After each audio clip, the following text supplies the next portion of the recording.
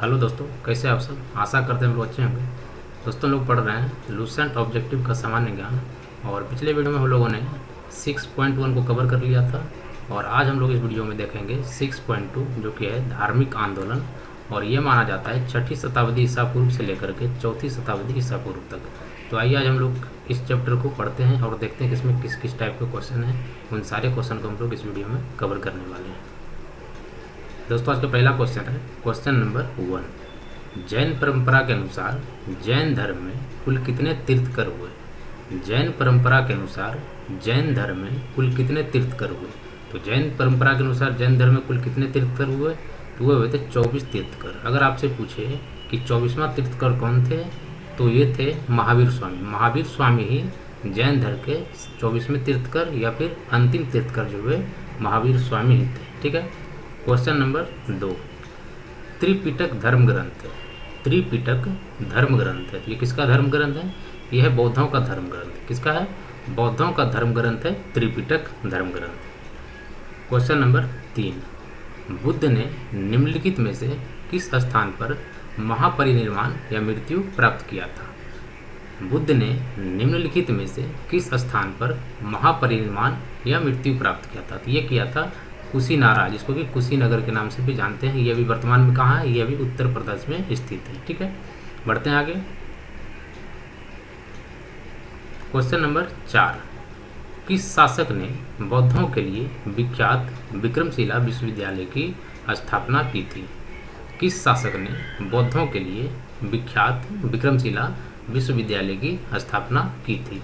यह किया गया था धर्मपाल के द्वारा। धर्मपाल के द्वारा ही बौद्धों के लिए विख्यात विक्रमशिला विश्वविद्यालय की स्थापना की गई थी। अगर आपसे पूछा जाए कि विक्रमशिला विश्वविद्यालय कहाँ पे स्थित है, तो ये हो जाएगा बिहार के भागलपुर जिले में। कहाँ हो जाएगा? बिहार के भागलपुर जिले में स्थित है विक्रमशिला विश्वविद्यालय, जिसका की निर्माण कराया था धर्मपाल ने। किसने कराया था? धर्मपाल ने।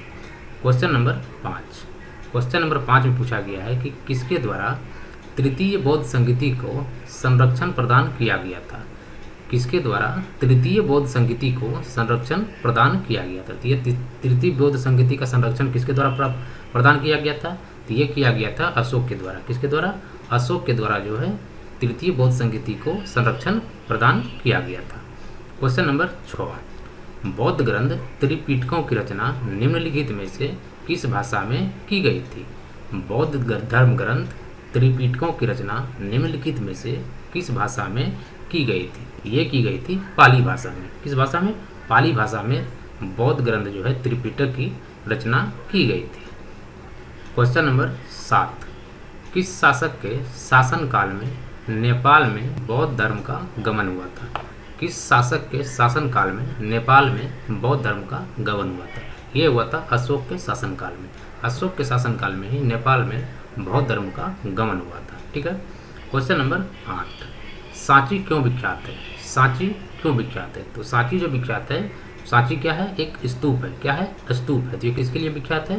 तो सबसे बड़ा क्या है? बौद्ध स्तूप है। सबसे बड़ा बौद्ध स्तूप है। ठीक है, ये जो है सांची जो है सबसे बड़ा बौद्ध स्तूप है। ठीक है। Question number 9। महावीर का जन्म किस क्षत्रिय गोत्र में हुआ था। महावीर का जन्म किस क्षत्रिय गोत्र में हुआ था।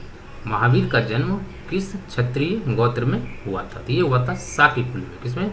शाक्य कुल में इसका जन्म हुआ था। और इसके पिता का नाम क्या था? इसके पिता का नाम था शुद्धोधन। क्या था? शुद्धोधन इसके पिता का नाम था। Question number 9। महावीर का जन्म किस क्षत्रिय गोत्र में हुआ था। महावीर का जन्म किस क्षत्रिय गोत्र में हुआ था। ये हुआ था जांत्रिक गोत्र में। किसमें? जांत्रिक गोत्र में महावीर का जन्म हुआ था। ठीक है। Question number 10। महावीर की माता कौन थी। महावीर की माता कौन थी? तो महावीर की माता का नाम था त्रिशला। क्या नाम था? त्रिशला। महावीर की माता का नाम क्या था? त्रिशला। ठीक है। Question number 11। गौतम बुद्ध द्वारा अपने धर्म में दीक्षित किया जाने वाला अंतिम व्यक्ति निम्नलिखित में से कौन था। गौतम बुद्ध द्वारा अपने धर्म में दीक्षित किया जाने वाला अंतिम व्यक्ति निम्नलिखित में से कौन था। वो कौन था? वो थे सुभद्र। कौन थे? सुभद्र जो है गौतम बुद्ध द्वारा अपने धर्म में दीक्षित किया जाने वाला अंतिम व्यक्ति था। Question number 12। प्राचीनतम विश्वविद्यालय कौन था। प्राचीनतम विश्वविद्यालय कौन था? सबसे प्राचीन विश्वविद्यालय कौन था?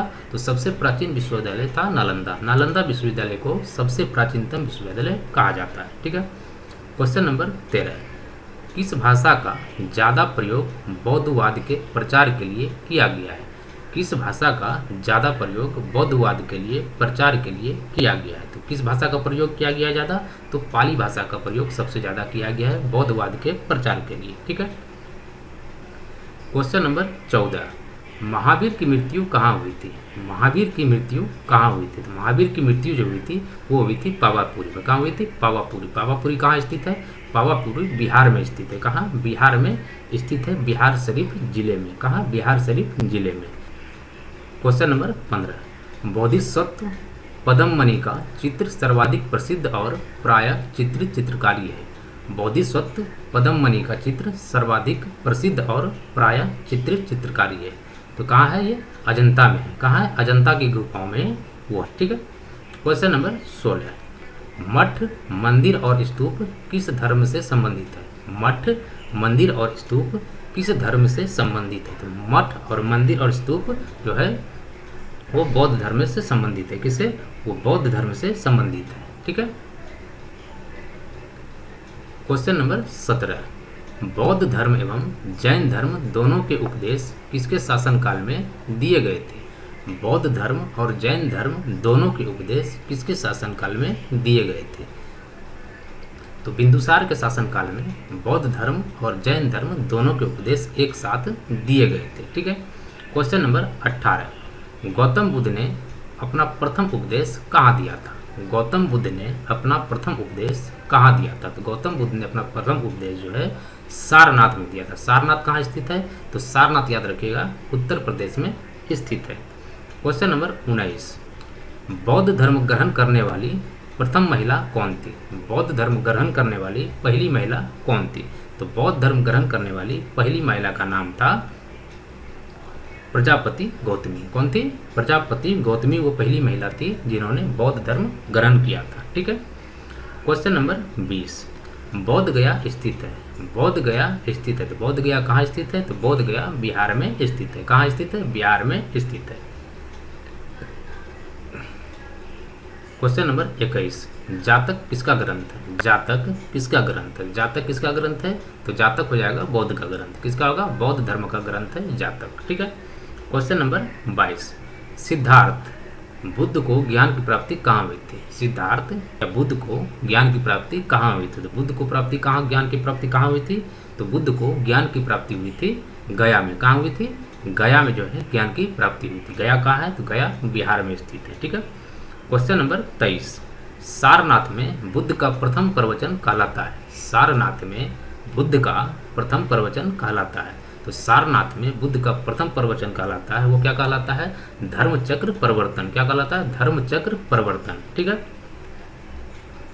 क्वेश्चन नंबर 24, बौद्ध धर्म ने समाज के निम्न वर्गों पर महत्वपूर्ण प्रभाव डाला। बौद्ध ने समाज के निम्न वर्गों पर महत्वपूर्ण प्रभाव डाला। किस पे डाला था महत्वपूर्ण प्रभाव? महिला और शूद्र पे। महिला और शूद्र पे जो है बौद्ध धर्म ने जो है बहुत महत्वपूर्ण प्रभाव डाला था। क्वेश्चन नंबर 25, बुद्ध के गृह त्याग का प्रतीक है। बुद्ध के गृह त्याग का प्रतीक है। तो बुद्ध के गृह त्याग का प्रतीक क्या है? तो घोड़ा है। क्या है? घोड़ा है। बुद्ध के गृह त्याग का प्रतीक घोड़ा है। क्वेश्चन नंबर 26, गौतम बुद्ध द्वारा भिक्षुणी संघ की स्थापना कहाँ की गई थी? बुद्ध के द्वारा, गौतम बुद्ध के द्वारा भिक्षुणी संघ की स्थापना कहाँ की गई थी? तो बुद्ध के द्वारा जो है भिक्षुणी संघ की स्थापना कहाँ की गई थी? वैशाली में की गई थी। कहाँ की गई थी? वैशाली में की गई थी। बुद्ध द्वारा जो है भिक्षुणी संघ की स्थापना वैशाली में की गई थी। क्वेश्चन नंबर 27, सर्वप्रथम शून्यवाद, शून्यता का सिद्धांत का प्रतिपादन करने वाला बौद्ध दार्शनिक का नाम है। सर्वप्रथम शून्यवाद, शून्यता का सिद्धांत का प्रतिपादन करने वाला बौद्ध दार्शनिक का नाम है। तो उसका नाम क्या था जो शून्यता का सिद्धांत दिया था? तो उसका नाम था नागार्जुन। क्या नाम था? नागार्जुन वो दार्शनिक थे जिन्होंने प्रथम जो है सर्वप्रथम शून्यवाद यानी कि शून्यता का सिद्धांत दिया था। क्वेश्चन नंबर 28, महावीर का मूल नाम था। महावीर का मूल नाम था। तो महावीर स्वामी का मूल नाम क्या था? तो महावीर स्वामी का मूल नाम था वर्धमान। क्या था? मूल नाम था वर्धमान। ठीक है। क्वेश्चन नंबर 29, किसे एशिया की रोशनी द लाइट ऑफ एशिया कहा जाता है?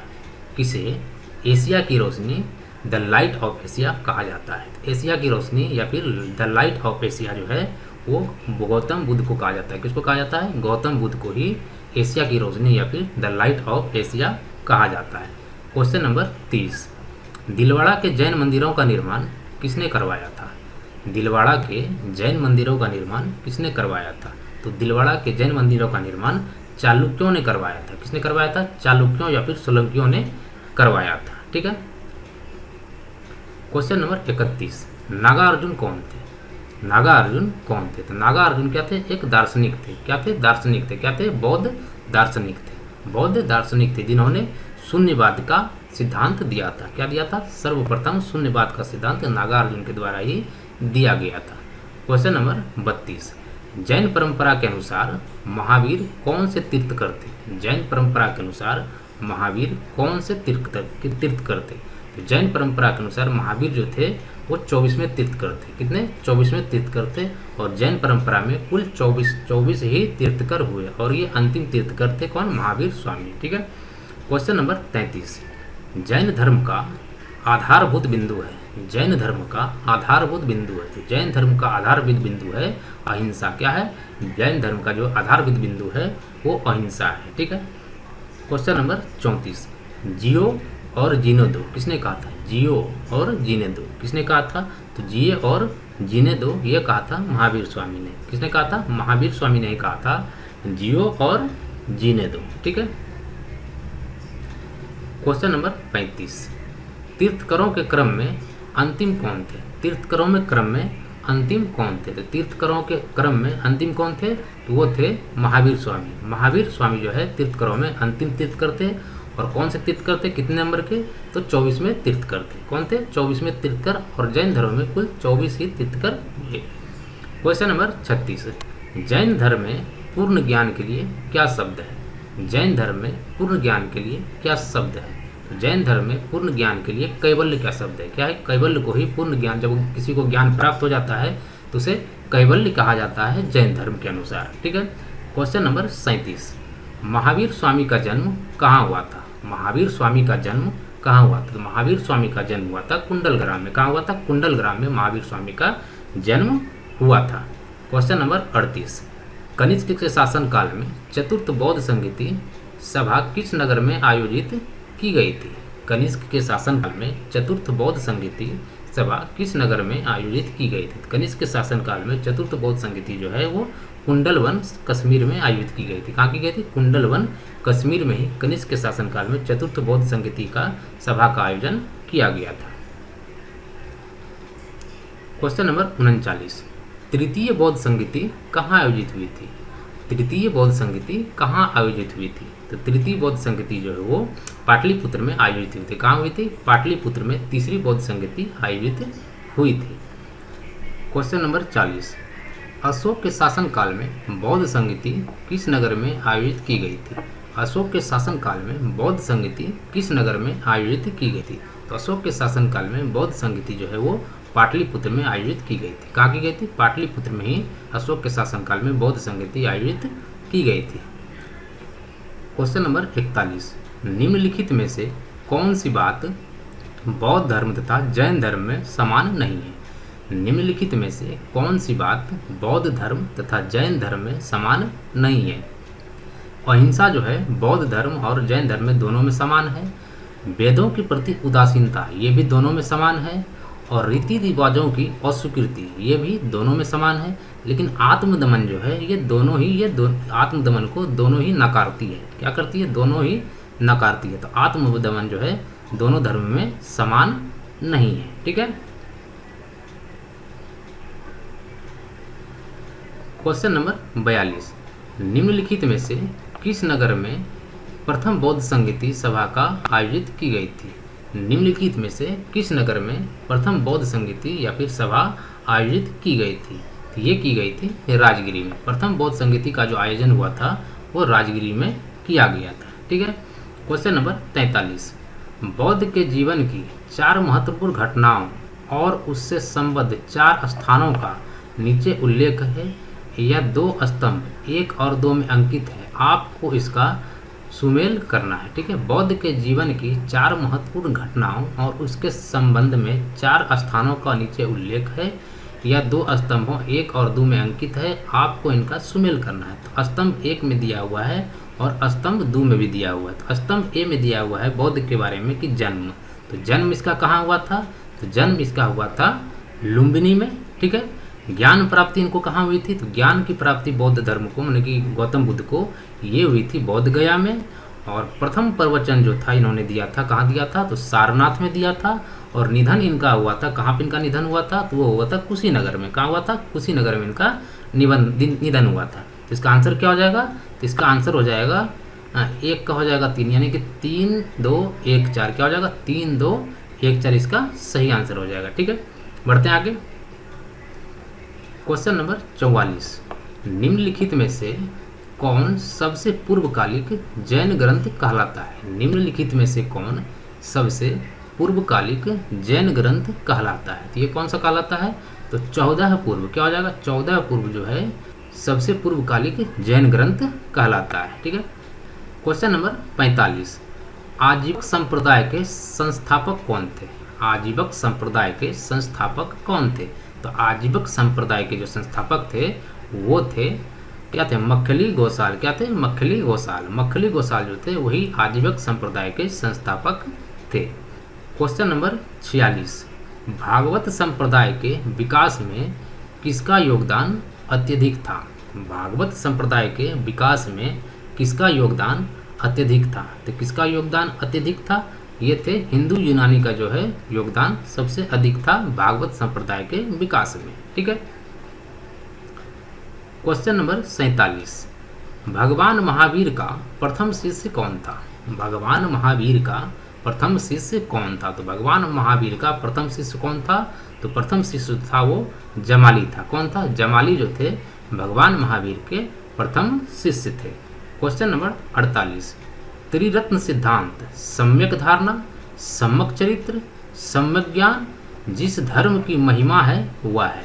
त्रिरत्न सिद्धांत जो दिया था, सम्यक धारणा, सम्यक चरित्र, सम्यक ज्ञान, जिस धर्म की महिमा है वह कौन सा धर्म है? वो था जैन धर्म। जैन धर्म के द्वारा ही त्रिरत्न सिद्धांत दिया गया था, सम्यक धारणा, सम्यक चरित्र और सम्यक ज्ञान। ठीक है, क्वेश्चन नंबर 49, कथन 1 में दिया हुआ है कि कुशीनगर मल्ल गणराज्य की राजधानी थी। कुशीनगर मल्ल गणराज्य की राजधानी थी। अब कारण में दिया हुआ है महात्मा बुद्ध का परिनिर्माण कुशीनगर में हुआ था। ठीक है, महात्मा बुद्ध का परिनिर्माण कुशीनगर में हुआ था। क्या हो जाएगा? ये देखिए, पहला कथन भी सही है और दूसरा कथन भी सही है। तो क्या हो जाएगा? ए और आर दोनों सत्य है, लेकिन जो है आर ए की व्याख्या नहीं करती है। महात्मा बुद्ध ने महापरिनिर्माण कुशीनगर में लिया था, इसी कारण से जो है कुशीनगर मल्ल गणराज्य की राजधानी नहीं बनी थी। मल्ल नगर की राजधानी एक अलग बात है और महात्मा बुद्ध का वहाँ परिनिर्माण लेना ये अलग बात है। तो क्या हो जाएगा? ए और आर दोनों सही है तथा आर जो है ए की व्याख्या नहीं करता है। क्वेश्चन नंबर 50, क्वेश्चन नंबर 50 में आपसे पूछा गया है कि निम्नलिखित कथनों पर विचार करें एवं चैत्य व विहार में क्या अंतर है, इसे चुनें। निम्नलिखित कथनों पर विचार करें एवं चैत्य व विहार में क्या अंतर है, इसे चुनें। क्या होता है? चैत्य जो होता है वो पूजा स्थल होता है, जबकि विहार जो है वो निवास स्थान होता है। क्या होता है? चैत्य जो है वो पूजा स्थान होता है और जबकि विहार जो होता है वो निवास स्थान होता है। यही अंतर है। चैत्य में क्या होता है? पूजा स्थान, जबकि विहार जो है वो निवास स्थान होता है। ठीक है, क्वेश्चन नंबर 51, निम्नलिखित में से कौन सा स्थल पार्श्वनाथ के संबद्ध होने के कारण जैन सिद्धि क्षेत्र माना जाता है? निम्नलिखित में से कौन सा स्थल पार्श्वनाथ के संबद्ध होने के कारण जैन सिद्ध क्षेत्र माना जाता है? तो ये माना जाता है संवेद शिखर। संवेद शिखर जो है पार्श्वनाथ से संबंध होने के कारण ही जैन सिद्ध क्षेत्र माना जाता है। क्वेश्चन नंबर 52, बुद्ध के मृत्यु के बाद प्रथम बौद्ध संगति की अध्यक्षता किसने की थी? बौद्ध के मृत्यु के बाद प्रथम बौद्ध संगति की अध्यक्षता किसने की थी? तो प्रथम बौद्ध संगति की अध्यक्षता किसने की थी? ये किया था महाकश्यप ने। किसने किया था? महाकश्यप के द्वारा बौद्ध संगति की अध्यक्षता की गई थी। क्वेश्चन नंबर 53, निम्नलिखित में से बुद्ध के जीवन काल में ही संघ प्रमुख होना चाहता था। निम्नलिखित में से बुद्ध के जीवन काल में ही संघ प्रमुख होना चाहता था। तो ये कौन होना चाहता था? देवदत्त जो था वो बौद्ध के जीवन काल में ही संघ प्रमुख होना चाहता था। ठीक है। क्वेश्चन नंबर 54, हेलियोडोरस का बेसनगर अभिलेख संदर्भित है। हेलियोडोरस का बेसनगर अभिलेख संदर्भित है। ये किसे संदर्भित है? तो संकर्षण, पद्मन तथा वासुदेव से। संकर्षण, पद्मन तथा वासुदेव से संदर्भित है। ठीक है। क्वेश्चन नंबर 55, बौद्ध धर्म के विषय में कौन से कथन सही हैं? आपसे पूछा जा रहा है कि बौद्ध धर्म के विषय में कौन से कथन सही हैं। तो 3 कथन उन्होंने दिए हैं कि उसने वर्ण एवं जाति को अस्वीकार नहीं किया। क्या दिया है? उन्होंने वर्ण एवं जाति को अस्वीकार नहीं किया था। तो ये बिल्कुल सही है, उन्होंने वर्ण एवं जाति को अस्वीकार नहीं किया था। उसके बाद देखिए, उसने जो है ब्राह्मण वर्ग की सर्वोच्च सामाजिक कोटि को चुनौती दी थी। उन्होंने ब्राह्मण वर्ग की सर्वोच्च सामाजिक कोटि को चुनौती दी थी। ये भी बिल्कुल सही है कि उन्होंने जो है ब्राह्मण वर्ग की सर्वोच्च सामाजिक कोटि को चुनौती दी थी। और तीसरे में दिया है, उन्होंने कुछ एक शिल्पों को हीन या निम्न माना। तो उन्होंने हीन और निम्न किसी को नहीं माना था। तो ये क्या हो जाएगा? ये हमारा गलत हो जाएगा। तो आंसर क्या हो जाएगा? 1 तथा 2। क्या हो जाएगा? 1 तथा जो है वो कथन जो है उसके विषय में, बौद्ध धर्म के विषय में सही है। ठीक है। बढ़ते आगे। क्वेश्चन नंबर 56, वासुदेव कृष्ण की पूजा सर्वप्रथम किसने प्रारंभ की? वासुदेव कृष्ण की पूजा सर्वप्रथम किसने प्रारंभ की? तो वासुदेव कृष्ण की पूजा सबसे पहले जो आरंभ किया गया था वो किया गया था अभीरों के द्वारा। किसके द्वारा? अभीरों के द्वारा ही वासुदेव कृष्ण की पूजा सर्वप्रथम प्रारंभ की गई थी। क्वेश्चन नंबर 57, निम्नलिखित 4 स्थानों में हुई बौद्ध संगीतियों का सही कालक्रम नीचे दिए हुए कूट से ज्ञात करें। निम्नलिखित 4 स्थानों से हुई बौद्ध संगीतियों की सही कालक्रम नीचे दिए हुए कूट से ज्ञात करें। क्या हो जाएगा? पहला क्या हो जाएगा? अगर पहला हम बात करें तो पहला कहाँ हो जाएगा? तो पहला हो जाएगा आपका राजगिरी, उसके बाद हो जाएगा वैशाली, उसके बाद हो जाएगा पाटलिपुत्र और लास्ट में हो जाएगा कुंडलवन, जो कि कनिष्क के शासनकाल में हुआ था। तो क्या हो जाएगा? पहले 2 हो जाएगा, उसके बाद 1 हो जाएगा, उसके बाद क्या 4 हो जाएगा और लास्ट में 3 हो जाएगा। तो कौन सा हो जाएगा ऑप्शन? 2 1 4 3। क्या हो जाएगा? 2 1 4 3। ठीक है। क्वेश्चन नंबर 58, गौतम बुद्ध ने अपनी मृत्यु के उपरांत बौद्ध संघ के नेतृत्व के लिए किसे नामित किया था? गौतम बुद्ध ने अपनी मृत्यु के उपरांत बौद्ध संघ के नेतृत्व के लिए किसे नामित किया था? तो इन्होंने जो है किसी को नामित नहीं किया था। क्या हुआ था? किसी को नामित नहीं किया था। इसी वजह से क्या हुआ? दोनों 2 गुट बन गए। एक को श्वेतांबर कहा गया, दूसरे को पीतांबर कहा गया था। तो इन्होंने क्या हो जाएगा? किसी को नामित नहीं किया था। क्वेश्चन नंबर 59, स्यादवाद सिद्धांत है। स्यादवाद सिद्धांत है। तो स्यादवाद किसका सिद्धांत है? तो स्यादवाद जो है जैन धर्म का सिद्धांत है। किसका सिद्धांत है? स्यादवाद जैन धर्म का सिद्धांत है। क्वेश्चन नंबर 60, गौतम बुद्ध का जन्म कब हुआ था? गौतम बुद्ध का जन्म कब हुआ था? तो गौतम बुद्ध का जन्म 663 ईसा पूर्व में हुआ था। कब हुआ था? 663 ईसा पूर्व में गौतम बुद्ध का जन्म माना जाता है। ठीक है। क्वेश्चन नंबर 61, बौद्ध शिक्षा का केंद्र था। बौद्ध शिक्षा का केंद्र था। तो बौद्ध शिक्षा का केंद्र कौन सा था? तो बौद्ध शिक्षा का केंद्र था विक्रमशिला। क्या था? विक्रमशिला जो है 4 ऑप्शन में से विक्रमशिला जो है बौद्ध शिक्षा का केंद्र था। अगर यहाँ पे नालंदा विश्वविद्यालय रहता तो नालंदा विश्वविद्यालय भी हमारा आंसर हो सकता था, लेकिन यहाँ पे नालंदा विश्वविद्यालय नहीं है तो हम लोग क्या मारेंगे? विक्रमशिला विश्वविद्यालय भी क्या था? बौद्ध शिक्षा का केंद्र था। और ये किसके द्वारा बनवाया गया था? तो ये धर्मपाल के द्वारा बनवाया गया था। क्वेश्चन नंबर 62, भारत में सबसे बड़ा बौद्ध स्तूप कहाँ स्थित है? भारत में सबसे बड़ा बौद्ध स्तूप कहाँ पे स्थित है? तो भारत में सबसे बड़ा बौद्ध स्तूप जो है वो सांची में स्थित है। कहाँ पे स्थित है? सांची में ही भारत का सबसे बड़ा बौद्ध स्तूप स्थित है। क्वेश्चन नंबर 63, निम्न में से किस ग्रंथ में सर्वप्रथम देवकी के पुत्र कृष्ण का वर्णन किया गया है? निम्न में से किस ग्रंथ में सर्वप्रथम देवकी के पुत्र कृष्ण का वर्णन किया गया था? तो ये किसमें किया गया था? छंदोग्य उपनिषद में किया गया था। किसमें? छंदोग्य उपनिषद में ही सर्वप्रथम देवकी के पुत्र कृष्ण का वर्णन किया गया है। ठीक है। क्वेश्चन नंबर 64, जैन समुदाय में प्रथम विभाजन के श्वेतांबर संप्रदाय के संस्थापक थे। तो जैन समुदाय में प्रथम विभाजन के श्वेतांबर संप्रदाय के संस्थापक थे। तो संस्थापक कौन थे? श्वेतांबर संप्रदाय के। तो श्वेतांबर संप्रदाय के संस्थापक जो थे वो थे स्थूलभद्र। कौन थे? स्थूलभद्र जो है श्वेतांबर संप्रदाय के संस्थापक थे। ठीक है। क्वेश्चन नंबर 65, भारत में सबसे प्राचीन विहार है। भारत में सबसे प्राचीन विहार है। तो भारत में सबसे प्राचीन विहार कौन सा है? तो नालंदा विश्वविद्यालय जो था, नालंदा विश्वविद्यालय सबसे प्राचीन विहार था। विहार हम किसको कहते हैं? तो विहार जो है बौद्ध धर्म में निवास स्थान को माना जाता है। ठीक है। क्वेश्चन नंबर 66, प्रथम जैन महासभा का आयोजन कहाँ हुआ था? प्रथम जैन महासभा का आयोजन कहाँ हुआ था? तो प्रथम जैन महासभा का आयोजन पाटलिपुत्र में हुआ था। कहाँ हुआ था? पाटलिपुत्र में प्रथम जैन महासभा का आयोजन हुआ था।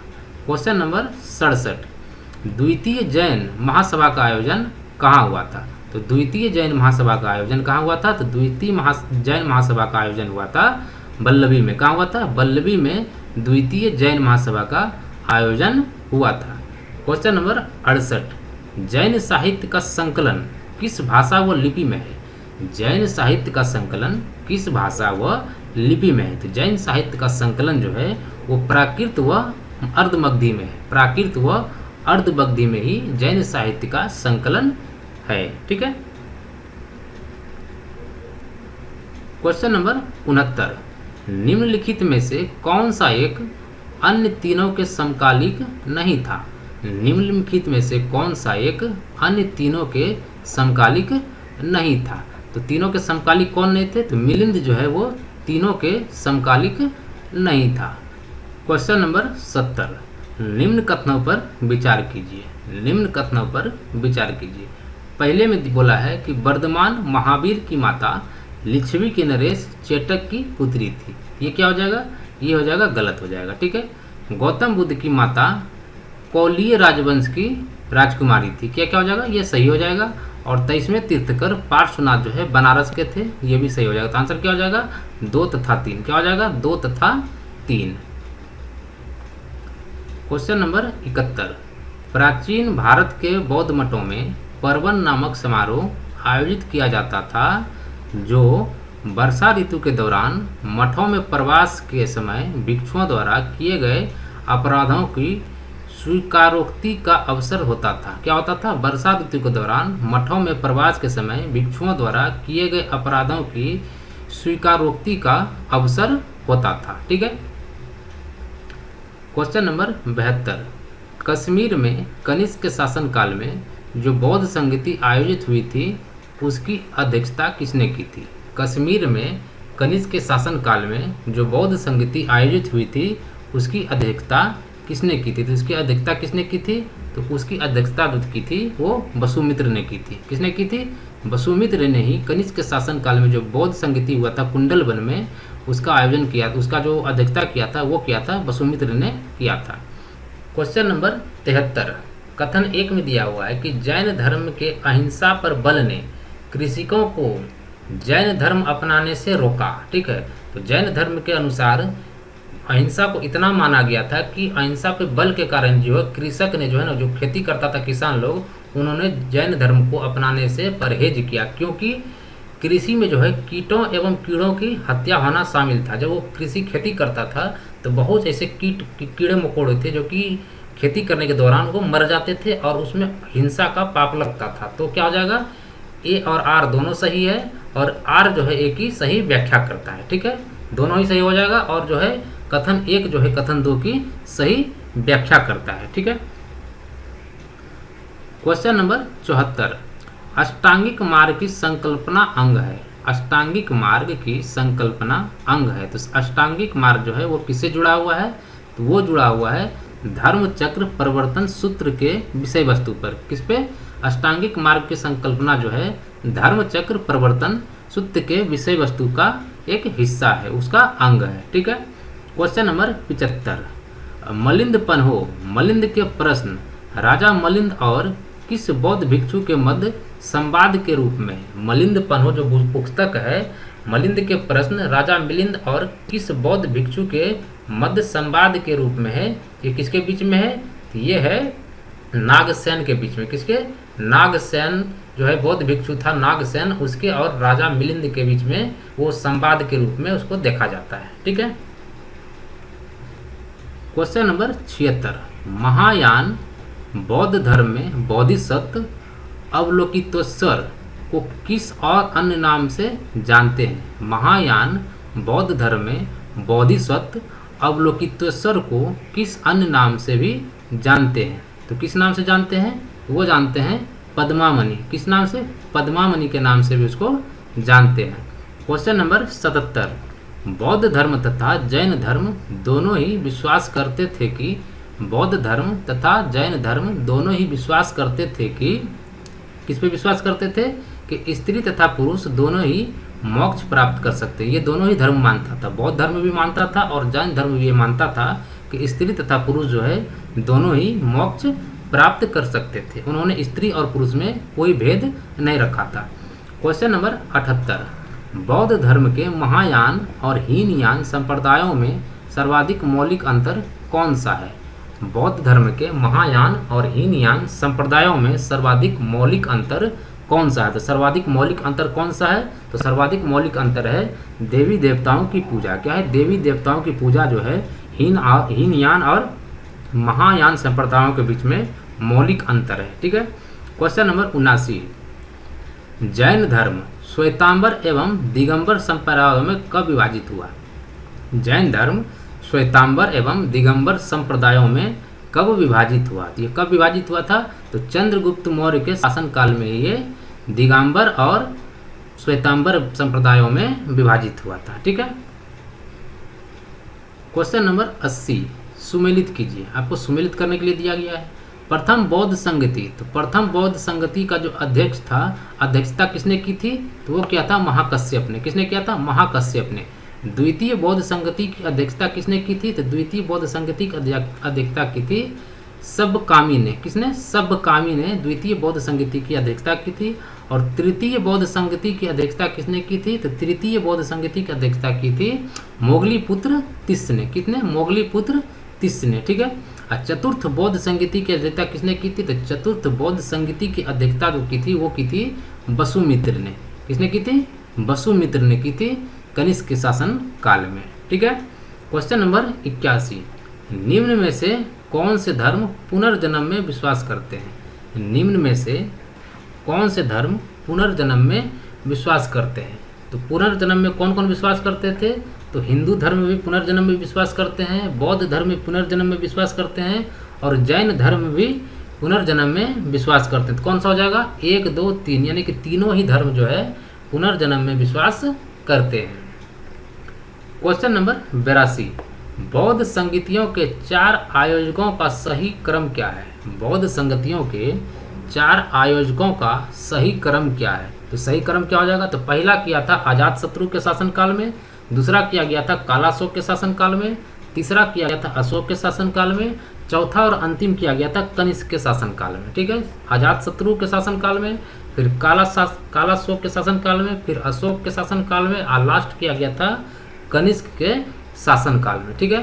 क्वेश्चन नंबर 83, निम्न में से कौन एक त्रिपिटक का अंग नहीं है? निम्न में से कौन एक त्रिपिटक का अंग नहीं है? तो जातक जो है वो त्रिपिटक का अंग नहीं है।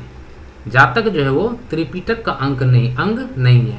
सुत्त त्रिपिटक का अंग है, विनय त्रिपिटक का अंग है और अभिधम्म भी त्रिपिटक का अंग है। तो जातक सिर्फ ऐसा है जो कि त्रिपिटक का अंग नहीं है। क्वेश्चन नंबर 84, ऋग्वेद में किन 2 जैन तीर्थंकरों का उल्लेख मिलता है? ऋग्वेद में किन 2 जैन तीर्थंकरों का उल्लेख मिलता है? तो ऋग्वेद में जो 2 तीर्थंकरों के उल्लेख मिलते हैं वो कौन थे? तो वो थे ऋषभदेव और अरिनेष्टमी। कौन थे? अरिनेष्टमी। ठीक है। ऋषभदेव और अरिनेष्टमी। ठीक है। क्वेश्चन नंबर 85, सूची 1 को सूची 2 के साथ सुमेलित कीजिए। ठीक है। सूची 1 को सूची 2 के साथ सुमेलित कीजिए। सूची 1 में दिया हुआ है महावीर का नाम और सूची 2 में दिया हुआ है अर्थ।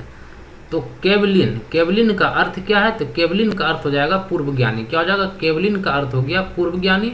जिन, जिन का अर्थ क्या होगा? तो जिन का अर्थ होगा इंद्रियों को जीतने वाला। जिन का मतलब क्या हो गया? जिन का अर्थ इंद्रियों को जीतने वाला। और महावीर का अर्थ क्या हो गया? महावीर का अर्थ हो गया अपरिमित पराक्रमी। क्या हो जाएगा? अपरिमित पराक्रमी। और निगृत का मतलब क्या हो जाएगा? निगृत का अर्थ हो जाएगा बंधन रहित। क्या हो जाएगा? बंधन रहित। ठीक है, बढ़ते हैं आगे। Question number 86। Question number 86, Mahavir ने जैन संघ की स्थापना कहाँ की? महावीर ने जैन संघ की स्थापना कहाँ की? तो महावीर ने जैन संघ की स्थापना पावा में की थी। कहाँ पे? पावा में की थी। पावा कहाँ है? तो पावा बिहार में स्थित है। ठीक है, क्वेश्चन नंबर 87, महावीर की मृत्यु के बाद जैन संघ का अगला अध्यक्ष कौन हुआ? महावीर के मृत्यु के बाद जैन संघ का अगला अध्यक्ष कौन हुआ? तो महावीर के मृत्यु के बाद जैन संघ का अगला अध्यक्ष कौन हुआ? तो सुधर्मन हुआ। कौन हुआ? सुधर्मन जो है महावीर के मृत्यु के बाद जैन संघ का अगला अध्यक्ष हुआ। क्वेश्चन नंबर 88, अनुव्रत शब्द किस धर्म से जुड़ा है? अनुव्रत शब्द किस धर्म से जुड़ा है? तो अनुव्रत धर्म जो है किस धर्म से जुड़ा है? तो वो जुड़ा है जैन धर्म से। किससे? जैन धर्म से अनुव्रत शब्द जुड़ा है। क्वेश्चन नंबर 89, जैन ग्रंथ कल्पसूत्र के रचयिता है। जैन ग्रंथ कल्पसूत्र के रचयिता है। तो जैन ग्रंथ कल्पसूत्र के रचयिता कौन है? तो यह है भद्रबाहु। जैन ग्रंथ कल्पसूत्र के रचयिता भद्रबाहु है। कौन है? भद्रबाहु जो है जैन ग्रंथ कल्पसूत्र के रचयिता है। क्वेश्चन नंबर 90, परिशिष्ट पर्व जो कि जैन धर्म से संबंधित रचना है के रचयिता है। परिशिष्ट पर्व जो कि जैन धर्म से संबंधित रचना है के रचयिता है। तो परिशिष्ट पर्व जो कि जैन धर्म से संबंधित रचना है उसके रचयिता कौन है? तो उसके रचयिता है हेमचंद्र। कौन है? हेमचंद्र जो है परिशिष्ट पर्व जो कि जैन धर्म से संबंधित रचना है उसके रचयिता हेमचंद्र है। ठीक है, क्वेश्चन नंबर 91, किस जैन रचना में 16 महाजन पदों का उल्लेख मिलता है? किस जैन रचना में 16 महाजन पदों का उल्लेख मिलता है? तो वो मिलता है भगवती सूत्र में। किसमें मिलता है? भगवती सूत्र में ही जैन धर्म में 16 महाजन पदों का उल्लेख मिलता है। तो भगवती सूत्र में ही 16 महाजन पदों का उल्लेख मिलता है। क्वेश्चन नंबर 92, जैन तीर्थकर पार्श्वनाथ द्वारा प्रतिपादित 4 महाव्रतों में महावीर स्वामी ने 5वें महाव्रत के रूप में क्या जोड़ा? जैन तीर्थकर पार्श्वनाथ द्वारा प्रतिपादित 4 महाव्रतों में महावीर स्वामी ने 5वें महाव्रत के रूप में क्या जोड़ा? क्या जोड़ा था? तो ब्रह्मचर्य जो है, ब्रह्मचर्य जोड़ा गया। किसके द्वारा? महावीर स्वामी के द्वारा 5वें महाव्रत के रूप में ब्रह्मचर्य को जोड़ा गया। क्वेश्चन नंबर 93, जैन शिल्पकला के उदाहरण है। जैन शिल्पकला के उदाहरण है। तो जैन शिल्पकला के उदाहरण क्या है? क्या क्या है?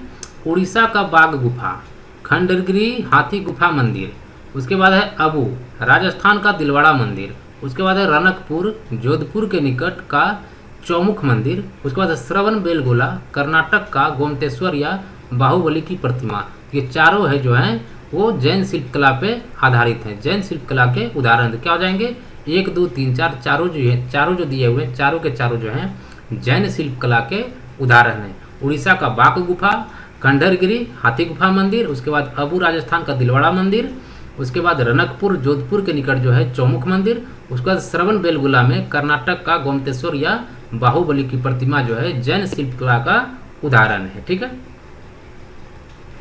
क्वेश्चन नंबर 94, जैन धर्म को अंतिम राजकीय संरक्षण किस वंश के शासकों ने दिया?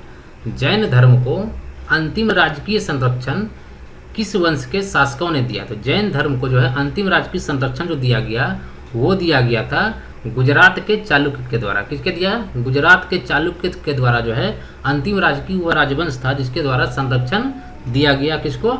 जैन धर्म को। ठीक है, क्वेश्चन नंबर 95, सूची 1 को सूची 2 के साथ सुमेलित कीजिए। सूची 1 को सूची 2 के साथ सुमेलित कीजिए। तो सूची 1 में दिया हुआ है और सूची 2 में दिया। सूची 1 में दिया है शुद्धोधन।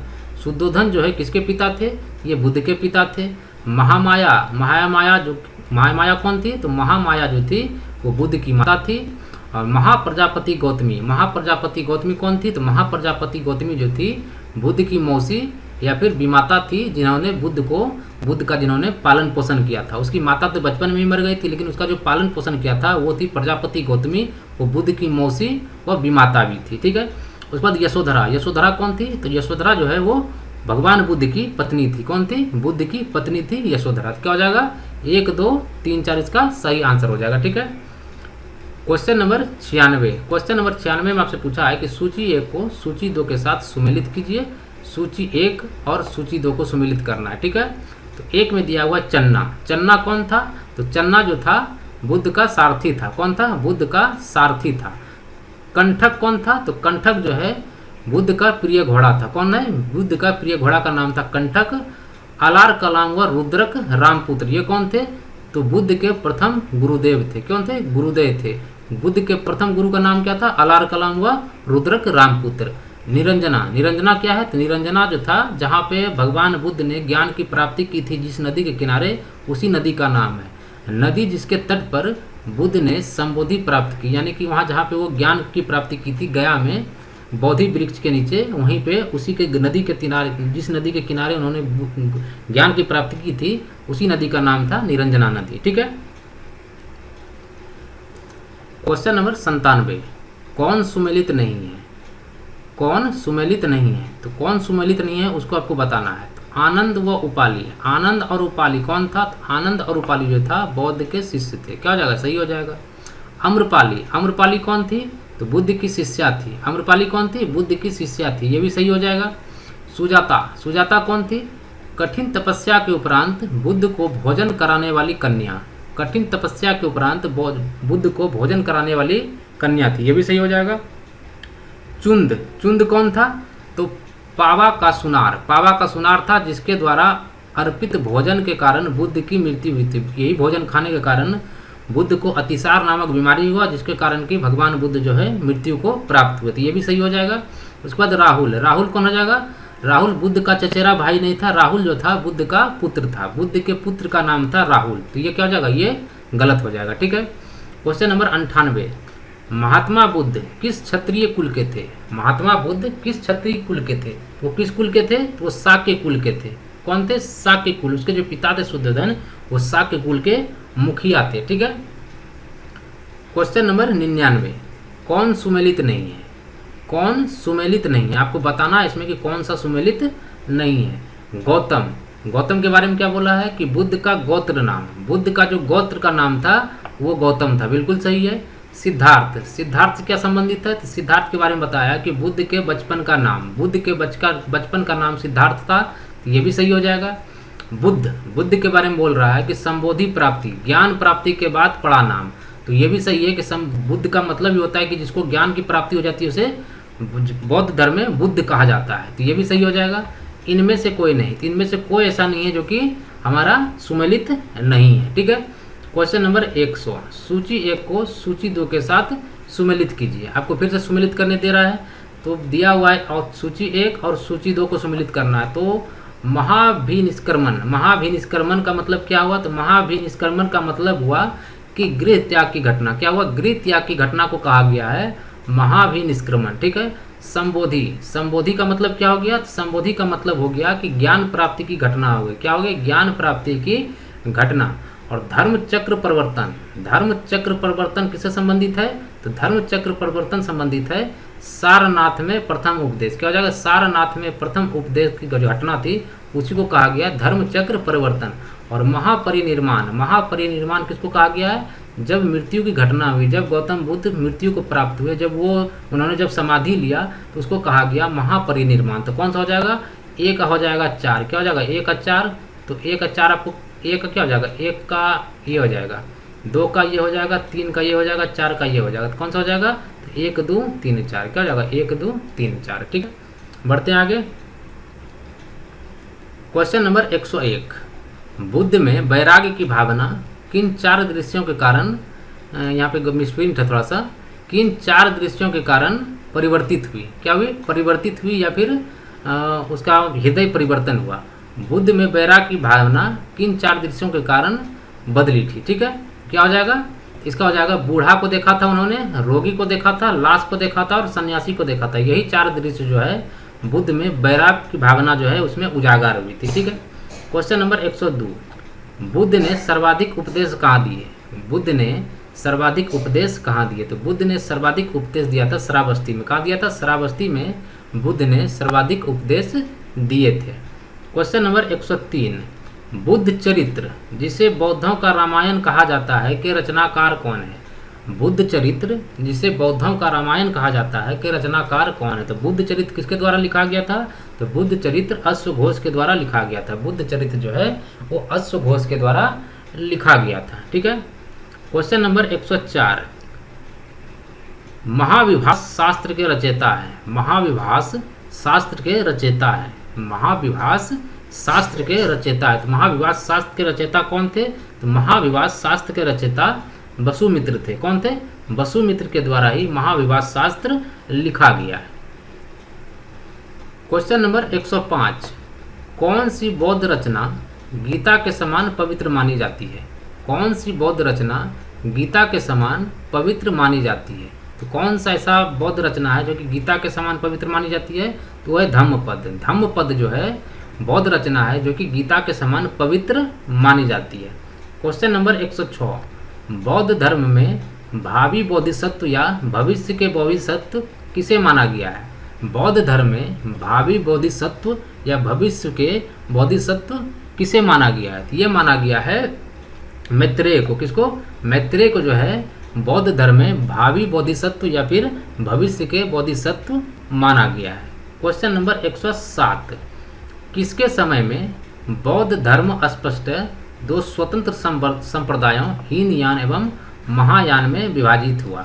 किसके शासनकाल में, किसके समय में बौद्ध धर्म स्पष्टतः दो स्वतंत्र संप्रदायों हीनयान एवं महायान में विभाजित हुई थी? ये किसके शासनकाल में हुआ था?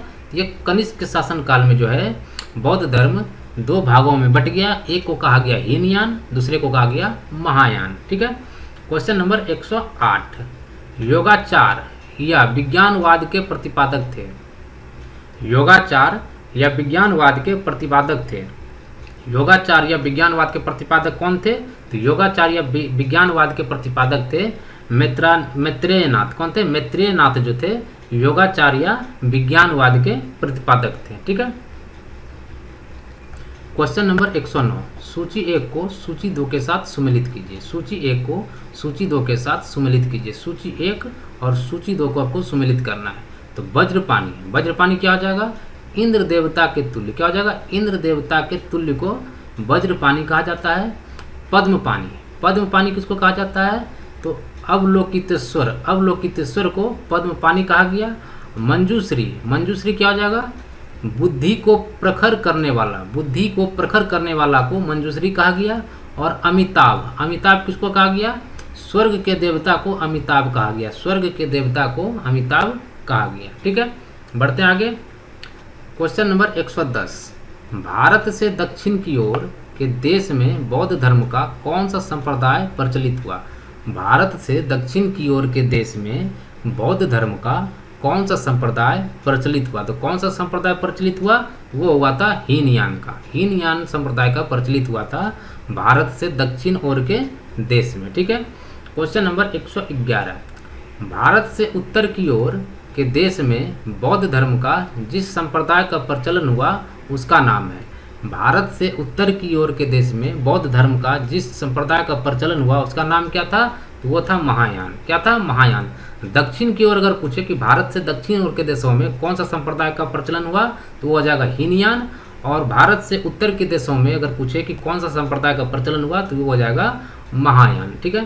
क्वेश्चन नंबर 112, बौद्ध धर्म का मूलाधार है। बौद्ध धर्म का मूलाधार है। तो बौद्ध धर्म का मूलाधार क्या है? तो 4 आर्य सत्य। क्या है? 4 आर्य सत्य जो है बौद्ध धर्म का मूलाचार है। क्वेश्चन नंबर 113, बौद्ध धर्म में त्रिरत्न क्या इंगित करता है? बौद्ध धर्म में त्रिरत्न क्या इंगित करता है? तो बौद्ध धर्म जो त्रिरत्न जो इंगित करता है वो करता है बुद्ध, धम्म, संघ। बुद्ध, धम्म और संघ। ठीक है। बुद्ध, धम्म, संघ जो है बौद्ध धर्म में त्रिरत्न जो है इंगित करता है। क्वेश्चन नंबर 114, बौद्ध धर्म को भारत में अंतिम राजकीय संरक्षक किस वंश के शासनकाल ने दिया? बौद्ध धर्म को भारत में अंतिम राजकीय संरक्षण किस वंश के शासकों ने दिया था? ये दिया था बंगाल के पाल शासकों ने। किसने दिया था? बंगाल के पाल शासकों ने बौद्ध धर्म को भारत में अंतिम राजकीय संरक्षण प्रदान किया था। ठीक है। क्वेश्चन नंबर 115, सूची 1 को सूची 2 के साथ सुमेलित कीजिए। सूची 1 को सूची 2 के साथ सुमेलित कीजिए। सूची 1 में दिया हुआ है बौद्ध शिक्षा केंद्र, सूची 2 में दिया हुआ है संस्थापक। तो नालंदा विश्वविद्यालय का संस्थापक कौन था? तो नालंदा विश्वविद्यालय का संस्थापक हो जाएगा कुमारगुप्त प्रथम। कौन हो जाएगा? कुमारगुप्त प्रथम, जो कि गुप्त वंश के शासक थे। ठीक है। उदंतीपुर शिक्षा केंद्र, उदंतीपुर शिक्षा केंद्र, इसके संस्थापक कौन थे? तो गोपाल। कौन थे? गोपाल। पाल वंश के शासक थे। पाल वंश के शासक गोपाल थे। उसके बाद विक्रमशिला विश्वविद्यालय, विक्रमशिला विश्वविद्यालय के संस्थापक कौन थे? तो धर्मपाल। कौन थे? धर्मपाल। ये भी पाल वंश के शासक थे। किसके? पाल वंश के शासक थे। उसके बाद वल्लभी, वल्लभी शिक्षा केंद्र जो था वो उसका संस्थापक कौन था? तो था भट्टार्क। कौन था? भट्टार्क मैत्रक वंश का शासक था। मैत्रक वंश का शासक था। ठीक है। बढ़ते हैं आगे। क्वेश्चन नंबर 116, अनेकांतवाद निम्नलिखित में से किसका क्रोड़ केंद्रीय सिद्धांत एवं दर्शन है? अनेकांतवाद जो है निम्नलिखित में से किसका क्रोड़ या केंद्रीय सिद्धांत एवं दर्शन है? तो ये किसका दर्शन है? तो ये है जैन मत का। किसका? जैन मत का दर्शन है। जैन मत का सिद्धांत एवं दर्शन है। क्वेश्चन नंबर 117, महान धार्मिक घटना महामस्तिकाभिषेक निम्नलिखित में से किससे संबंधित है? महान धार्मिक घटना महामस्तिकाभिषेक निम्नलिखित में से किससे संबंधित है? तो किससे संबंधित है? तो बाहुबली से संबंधित है। किससे? बाहुबली से संबंधित है। ठीक है। क्वेश्चन नंबर 118, जैनियों का विश्वास है कि जैन मत 24 तीर्थंकरों की शिक्षाओं का परिणाम है। इस कथन के आलोक में निम्नलिखित में से कौन सा एक वर्धमान महावीर के विषय में सही है? जैनियों का विश्वास है कि जैन मत जो है 24 तीर्थंकरों की शिक्षाओं का परिणाम है। इस कथन के आलोक में निम्नलिखित में से कौन सा एक वर्धमान महावीर के विषय में सही है? तो कौन सा वो कथन है जो कि महावीर के विषय में सही है? तो वो हो जाएगा वे अंतिम और 24वें तीर्थंकर थे। कौन थे? वो अंतिम एवं 24वें तीर्थंकर थे, जिसे इस नए धर्म का संस्थापक नहीं माना गया बल्कि वर्तमान धार्मिक संप्रदाय का सुधारक माना गया। क्या हो जाएगा? वे अंतिम और 24वें तीर्थंकर थे, जिसे नए धर्म का संस्थापक नहीं माना गया बल्कि वर्तमान धार्मिक संप्रदाय का सुधारक माना गया। ठीक है। क्वेश्चन नंबर 119, वह आद्यतम बौद्ध साहित्य जो बुद्ध के विभिन्न जन्मों की कथाओं के विषय में है वह क्या है? वह आद्यतम बौद्ध साहित्य जो बुद्ध के विभिन्न जन्मों की कथाओं के विषय में है क्या है? तो वो क्या है? वो हो जाएगा जातक। क्या हो जाएगा? जातक जो है बुद्ध के विभिन्न जन्मों की कथाओं के विषय में है। ठीक है। क्वेश्चन नंबर 120, जैन दर्शन के अनुसार सृष्टि की रचना एवं पालन पोषण है। जैन दर्शन के अनुसार सृष्टि की रचना एवं पालन पोषण है। तो क्या हो जाएगा? इसका हो जाएगा सार्वभौमिक सत्य से जुड़ा हुआ है। क्या हो जाएगा? सार्वभौमिक सत्य से जुड़ा हुआ है। क्वेश्चन नंबर 121, निम्नलिखित में से कौन सा बौद्ध पवित्र स्थल निरंजना नदी पर स्थित है? निम्नलिखित में से कौन सा बौद्ध पवित्र स्थल निरंजना नदी पर स्थित था? तो निरंजना बौद्ध, ऐसा कौन सा बौद्ध पवित्र स्थल है जो कि निरंजना नदी पर स्थित है? तो वो हो जाएगा बोध गया। क्या हो जाएगा? बोध गया जो है निरंजना नदी पर स्थित है, जहाँ पे भगवान बुद्ध ने ज्ञान की प्राप्ति की थी। क्वेश्चन नंबर 122, गौतम बुद्ध का गुरु कौन था? गौतम बुद्ध का गुरु कौन था? तो गौतम बुद्ध का गुरु था अलार कलाम। कौन था? अलार कलाम जो थे वो गौतम बुद्ध के गुरु थे। क्वेश्चन नंबर 123, क्वेश्चन नंबर 123, प्राचीन भारतीय इतिहास के संदर्भ में निम्नलिखित में से कौन सा बौद्ध धर्म और जैन धर्म दोनों में समान रूप से विद्यमान था? प्राचीन भारतीय इतिहास के संदर्भ में निम्नलिखित में से कौन सा बौद्ध धर्म और जैन धर्म दोनों में समान रूप से विद्यमान था? तो कौन कौन सा सब चीज़ है जो कि दोनों में विद्यमान है? तो वो हो जाएगा वैद्य परमान्य के प्रति अनास्था, वैद्य के प्रति दोनों का अनास्था था। उस पर कर्म कांडों की फलवत्ता का निषेध, कर्म कांड पे लोग विश्वास नहीं करते। तो क्या हो जाएगा? 2 एवं 3, 2 एवं 3 जो है दोनों में समान रूप से विद्यमान था। क्वेश्चन नंबर 124, भगवान बुद्ध की प्रतिमा कभी कभी एक हस्त्र मुद्रा युक्त दिखाई गई है जिसे भूमि स्पर्श मुद्रा भी कहा जाता है, यह किसका प्रतीक है? भगवान बुद्ध की प्रतिमा कभी कभी एक हस्त मुद्रा युक्त दिखाई गई है जिसे भूमि स्पर्श मुद्रा कहा जाता है, यह किसका प्रतीक है? ये किसका प्रतीक हो जाएगा? तो मार्ग पर दृष्टि रखने वाले, मार्ग नहीं होगा मार्ग पर होगा, क्या हो जाएगा? मार्ग पर दृष्टि रखने एवं अपने ध्यान में विघ्न डालने से मार्ग को रोकने के लिए बुद्ध धरती का आह्वान, ठीक है, ये हो जाएगा। उसके बाद क्या हो जाएगा? मार्ग के प्रलोभन, ठीक है, प्रलोभन के बावजूद अपनी सुचिता और शुद्धता का साक्षी होने के लिए बुद्ध का धरती का आह्वान, ये दोनों हो जाएगा। एक और बी, ए और बी दोनों हो जाएगा। क्या हो जाएगा? ए और बी इसका दोनों सही आंसर हो जाएगा, ठीक है। क्वेश्चन नंबर 125, राजगिरी, वैशाली और पाटलिपुत्र में निम्नलिखित में से कौन सी एक समानता है? राजगिरी, वैशाली और पाटलिपुत्र में निम्नलिखित में से कौन से एक समानता है? इसमें तीनों में क्या समानता है? तीनों जो है ये तीनों स्थान जो है जहाँ पे बौद्ध संगति आयोजित हुई थी, यही समानता है कि तीनों ही जगह पर बौद्ध संगति आयोजित की गई थी। क्वेश्चन नंबर 126, बुद्ध ने अपने जीवन की अंतिम वर्षा ऋतु कहाँ बिताई थी? बुद्ध ने अपने जीवन की अंतिम वर्षा ऋतु कहाँ पर बिताई थी? तो बुद्ध ने अपने जीवन की अंतिम वर्षा ऋतु जो है वो कुशीनगर में बिताई थी। कहाँ पे बिताई थी? कुशीनगर में बिताई थी, और कुशीनगर में उन्होंने महापरिनिर्वाण प्राप्त किया था, ठीक है। क्वेश्चन नंबर 127, अशोकाराम विहार निम्नलिखित में से किस स्थान पर स्थित है? अशोकाराम विहार निम्नलिखित में से किस स्थान पर स्थित है? तो अशोकाराम विहार जो है वो पाटलिपुत्र में स्थित है। कहाँ स्थित है? पाटलिपुत्र में स्थित है। क्वेश्चन नंबर 128, स्वामी महावीर के भिक्षुणी संघ की प्रधान कौन थी? स्वामी महावीर के भिक्षुणी संघ की प्रधान कौन थी? तो स्वामी महावीर के भिक्षुणी संघ की प्रधान कौन थी? चंदना थी। कौन थी?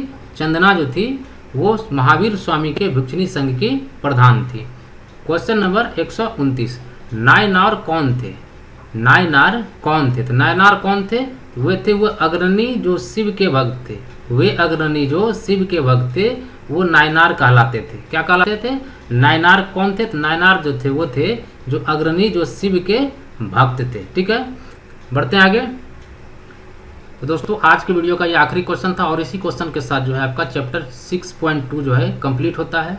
और अगले वीडियो में हम लोग जब आएंगे तो अगले चैप्टर के साथ हम लोग फिर से मिलेंगे। अगर आपको वीडियो पसंद आया तो वीडियो को लाइक, शेयर और सब्सक्राइब जरूर करें। तो दोस्तों आज रहने देते हैं इस वीडियो में इतना ही, और मिलते हैं आपके साथ अगले वीडियो में। तब तक के लिए नमस्कार, जय हिंद।